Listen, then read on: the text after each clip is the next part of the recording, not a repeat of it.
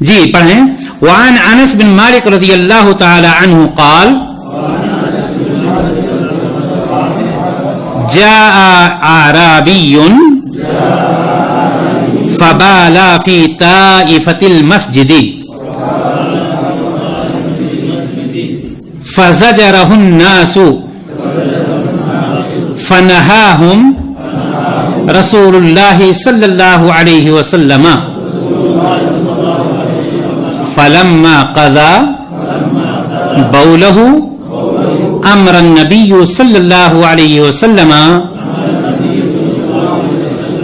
بذنوب من ماء فأهريق عليه متفق علیہ.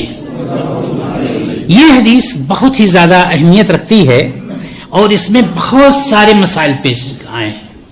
یعنی غور سے اس کو آپ دیکھیں گے اور اسی سے پتہ لگ جاتا ہے, چونکہ انس بن مالک رضی اللہ تعالیٰ عنہ اس کے راوی بھی ہیں, جو کہ خادم رسول صلی اللہ علیہ وسلم سے معروف ہیں, مشہور ہیں, سب کوئی جانتا ہے کہ ہجرت کرنے کے بعد جب تک آپ صلی اللہ علیہ وسلم کے ساتھ رہے, آپ کی خدمت ہی میں لگے رہے. آئیے دیکھتے ہیں سب سے پہلے اس کا ترجمہ.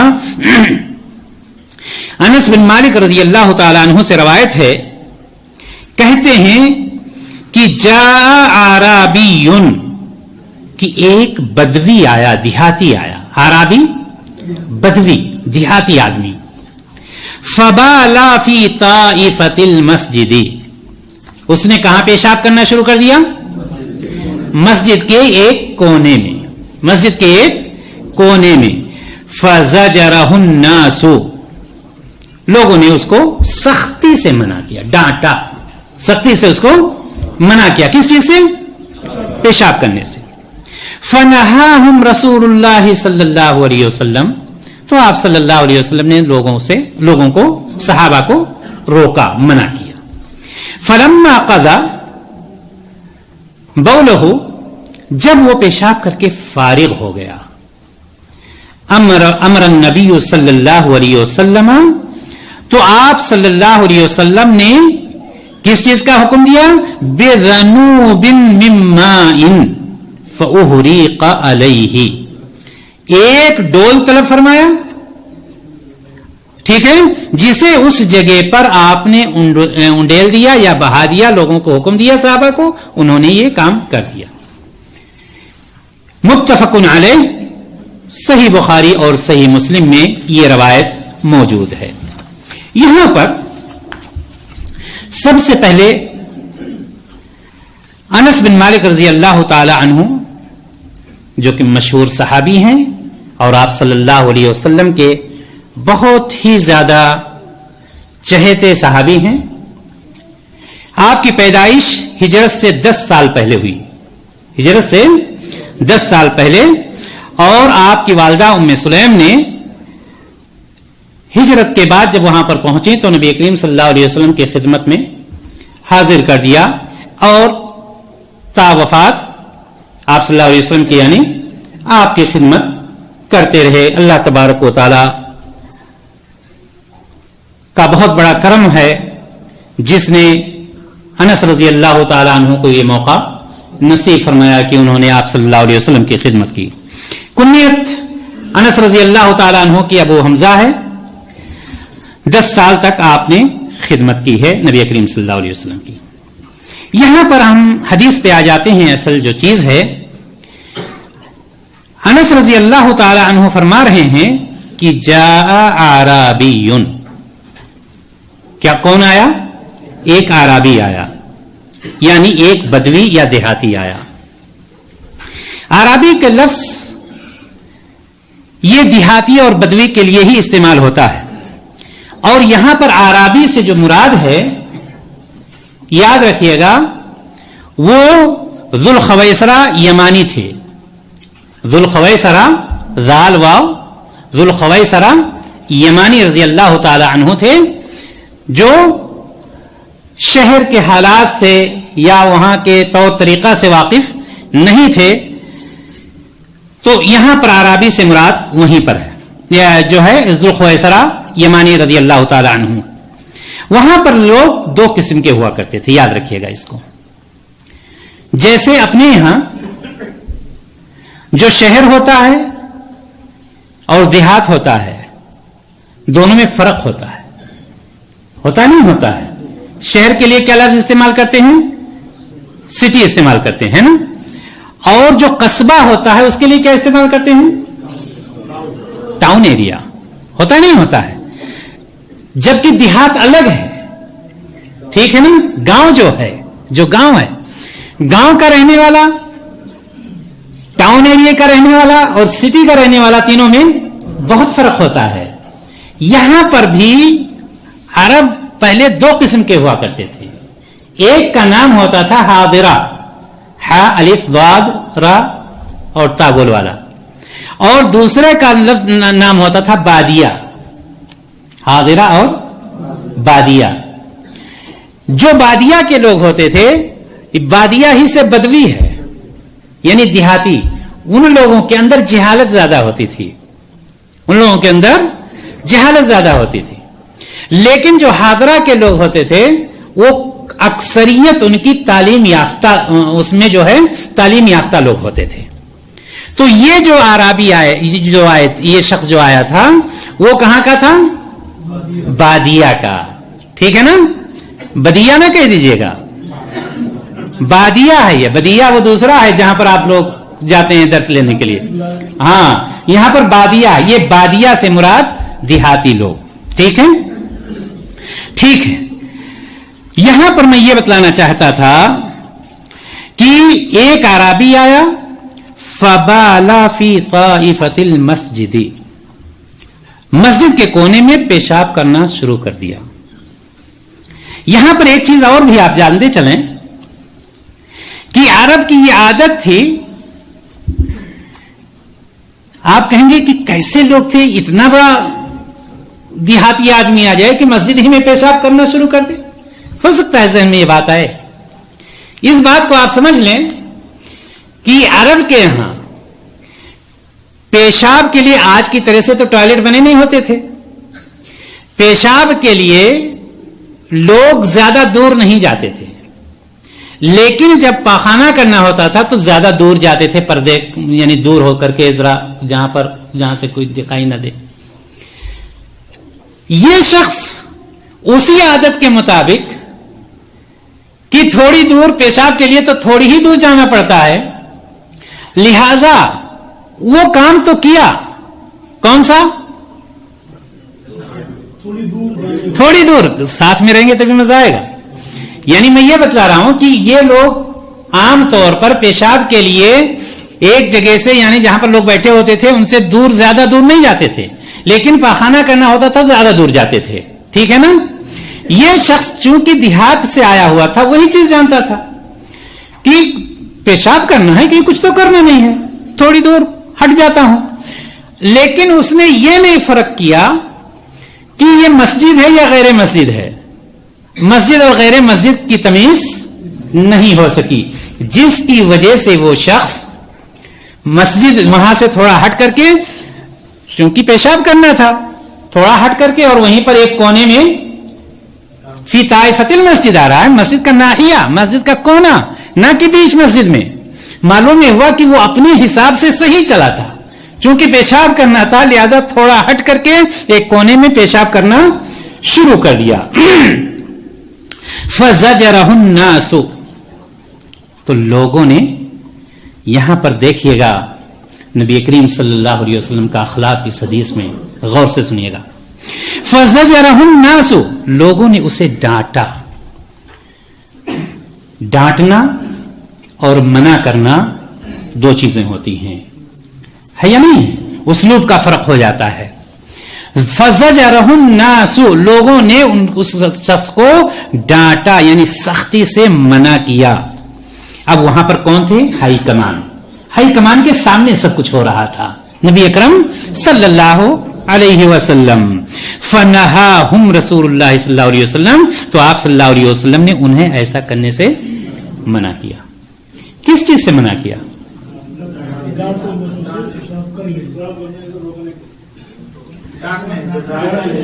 ہاں، ہو گیا نا اختلاف. یہی کچھ چیزیں ہوتی ہیں اس میں. یاد رکھیے گا نبی کریم صلی اللہ علیہ وسلم نے جو ان لوگوں کا اسلوب تھا اس اسلوب سے منع کیا تھا کہ یہ طریقہ نہیں ہے روکنے کا.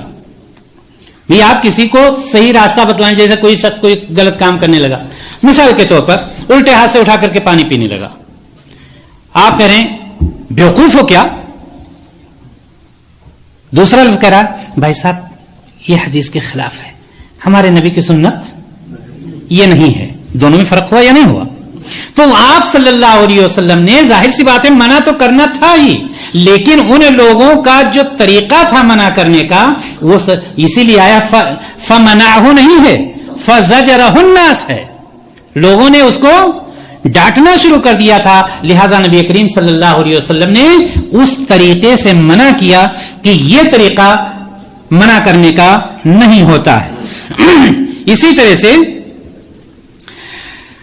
ایک مسلم کی روایت میں آتا ہے وَلَا تُزْرِمُوهُ دَعَوْهُ, یہ صحیح مسلم کی روایت میں آتا ہے, یعنی یہ کہ اس کو جو پیشاب کر رہا ہے رکاوٹ نہ ڈالو. اور دوسری روایت میں آتا ہے فَلَمَّا قَضَى بَوْلَهُ أَمَرَ النَّبِيُّ صلی اللہ علیہ وسلم بِذَنُوبٍ مِّن مَّاءٍ, بِذَنُوبٍ مِّن مَّاءٍ جس طرح سے یہاں پر ہے, یعنی آپ صلی اللہ علیہ وسلم نے کیا فرمایا؟ ایک روایت صحیح مسلم کی روایت لا تزرموہ, یہ صحیح مسلم کی روایت, اور جبکہ اس روایت میں جو بھی آپ نے پڑھی کیا ہے؟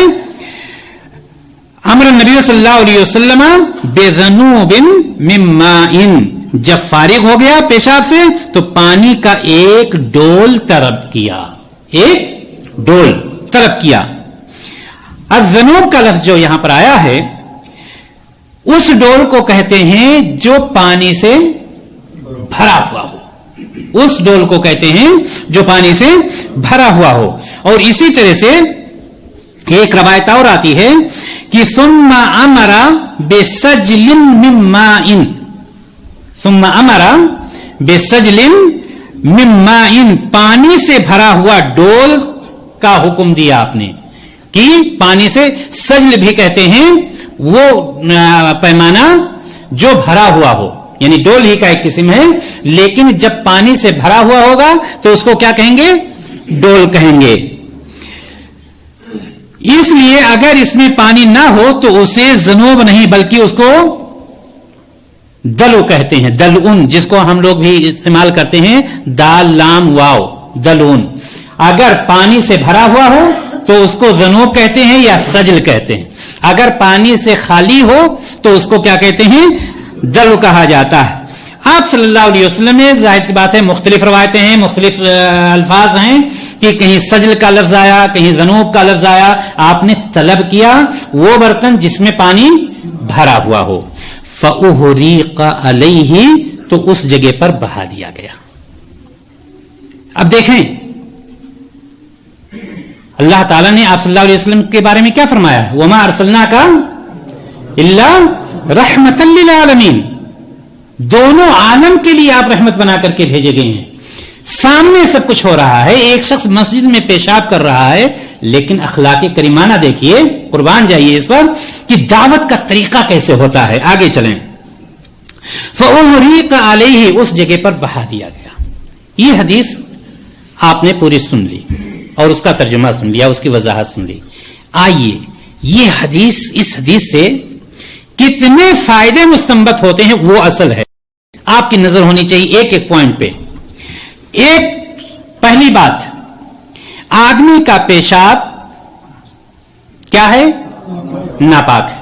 یہ حدیث سے پتہ چلا کہ آدمی کا پیشاب ناپاک ہے, لہذا چاہے وہ کپڑے پر لگ جائے, چاہے بدن پر لگ جائے, یہاں تک کہ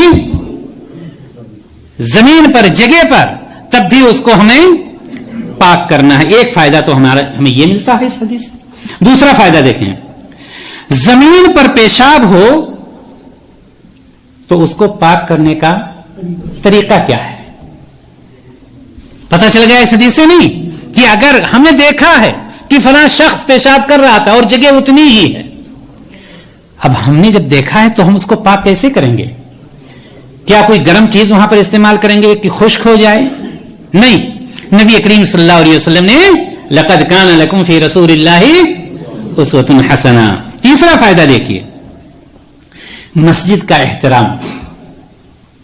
مسجد کا احترام. صحابہ نے منع کیا، آپ صلی اللہ علیہ وسلم نے صحابہ کو جو منع کیا تھا وہ اس لیے نہیں منع کیا تھا کہ پیشاب کرنے دو. اگر پیشاب اصل وہ ہوتا تب تو مسجد کا احترام باقی نہیں رہ جاتا. چونکہ ان لوگوں کے منع کرنے کا طریقہ صحیح نہیں تھا، اس لیے آپ صلی اللہ علیہ وسلم نے ان لوگوں کو منع کیا تھا. معلوم یہ ہوا کہ مسجد کے احترام میں سے یہ بھی ہے کہ نہ وہاں پیشاب کیا جائے. مسجد کے احترام میں سے یہ بھی ہے کہ وہاں کوڑا کرکٹ کسی طرح کی کوئی چیز نہ ڈالی جائے. مسجد کے احترام میں سے یہ بھی ہے کہ ہم وہاں پر، مسجد کس کام کے لیے ہے؟ عبادت کے لیے ہے. تو جب عبادت کے لیے ہے، عبادت ہی کی جائے گی اور ساتھ ہی ساتھ وہاں پر کسی طرح کی غلاظت یا گندگی نہیں کی جائے گی. اس کا خیال رکھنا ہر مسلمان کا کام ہونا چاہیے. اسی طرح سے نماز کی صحت کے لیے، یعنی نماز کے قبول ہونے کے لیے کیا شرط ہے؟ وضو. ٹھیک ہے نا، وضو شرط ہے. اسی طرح سے حدث سے بھی پاک ہونا ہے. ٹھیک ہے نا، نجاست سے بھی پاک ہونا ہے. چاہے وہ نجاست کپڑے میں ہو، بدن میں ہو یا جگہ. جو چیز یہاں پر اصل جو چیز ہے جگہ کا بھی پاک ہونا.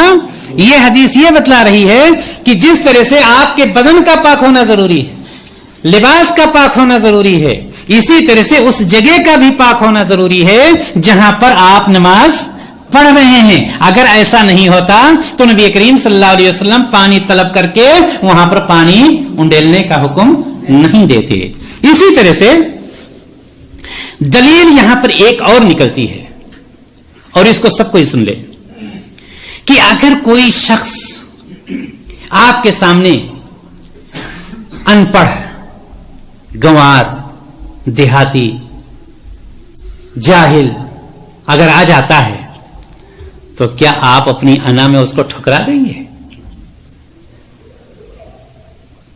یہاں پر دیکھا آپ نے، صحابہ کو فوراً پکڑ لیا آپ صلی اللہ علیہ وسلم نے. قربان جائیے، یہ کون تھے؟ یہ وہ تھے جن کے اشارے پر قبلہ تبدیل ہو گیا.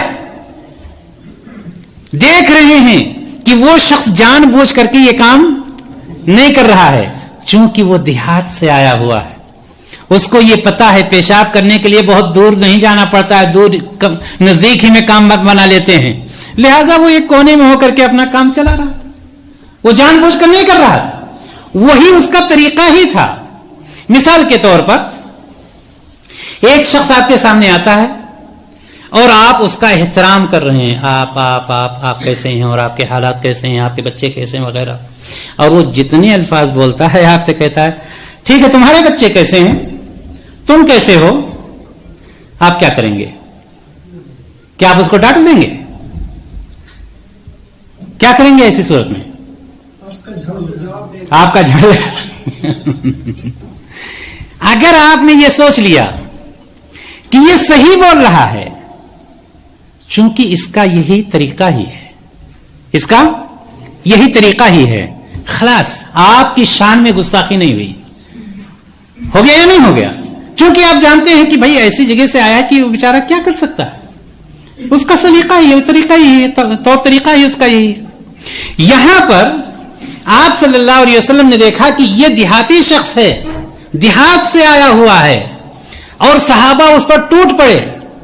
فوراً آپ نے اس اسلوب سے روکا کہ نہیں یہ طریقہ نہیں ہے. اور اس کے بعد آپ صلی اللہ علیہ وسلم نے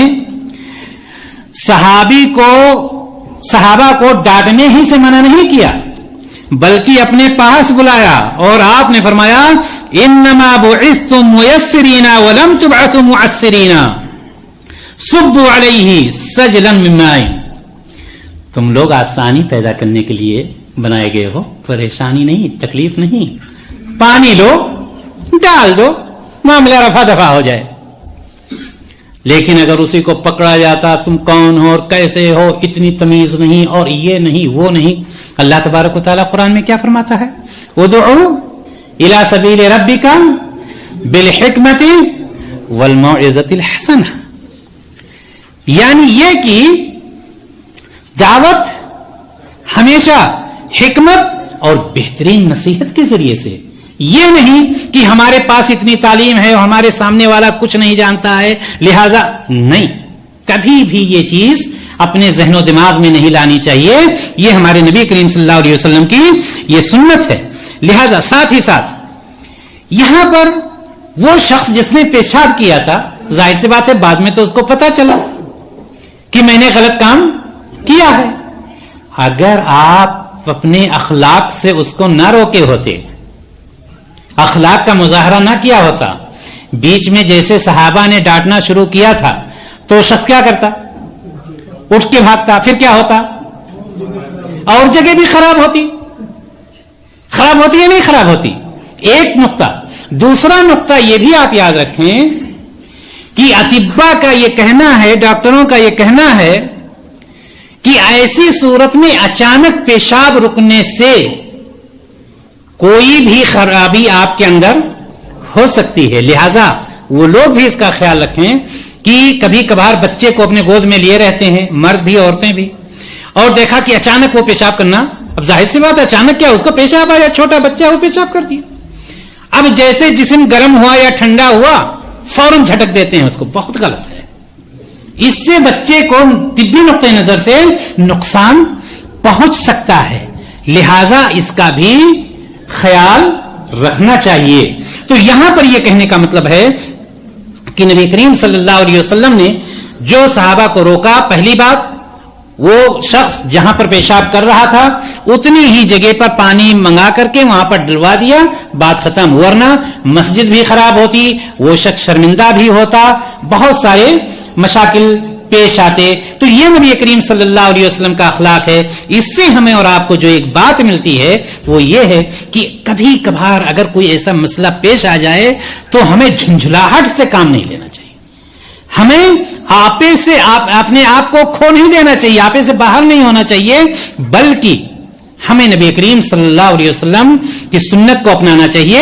اور یہ چیز اوروں ہی کے ساتھ نہیں، ہمارے اپنے گھر میں بھی یہ چیز ہو سکتی ہے، بچوں کے ساتھ ہو سکتی ہے، بیوی کے ساتھ ہو سکتی ہے، کسی کے ساتھ بھی ہو. تو ایسی صورت میں انسان کو اخلاق جس طرح سے، اب یہ سوچ لیجیے مسجد میں پیشاب کتنی بڑی چیز ہو گئی، لیکن آپ صلی اللہ علیہ وسلم نے بغیر کسی غصے کے کسی بھی چیز کا وہ نہیں کیا، آرام سے اس کو بلایا. اس کو دو چیزیں ہوئی، ایک طرف تو ادھر صحابہ کو دعوت دینے کا طریقہ سمجھا دیا کہ تم لوگ آسانیاں پیدا کرنے کے لیے ہو، نہ کہ پریشانیاں پیدا کرنے کے لیے. دوسری بات یہ کہ سامنے والا بھی خوش ہو گیا کہ اگر یہ صاحب نہیں ہوتے تو میرے ساتھ یہ پتہ نہیں کیا کیا کرتے. لہذا ہم اللہ تعالیٰ سے دعا کرتے ہیں کہ دعوت کا میدان جو ہوتا ہے بہت ہی اہم ہوتا ہے اور اس میں ہمیشہ صبر کرنے کی ضرورت ہوتی ہے. اللہ تبارک و تعالیٰ نبی اکرم صلی اللہ علیہ وسلم کے بتائے ہوئے طریقے کے مطابق ہم سب کو زندگی گزارنے کی اور خاص طور سے دعوت کو عام کرنے کی توفیق عطا فرمائے. السلام علیکم ورحمۃ اللہ وبرکاتہ. دینی تقریروں اور اسلامی معلومات کے لیے ہمارے YouTube چینل کو سبسکرائب کریں اور بیل آئیکن پریس ضرور کریں تاکہ نیا آڈیو اور ویڈیو آپ کو سب سے پہلے ملے. چینل سبسکرائب کرنے کے لیے YouTube پر ٹائپ کریں Mansoor MANSOOR space Ahmed AHMED space Madani MADANI. Subscribe کریں اور بیل آئیکن پریس کریں.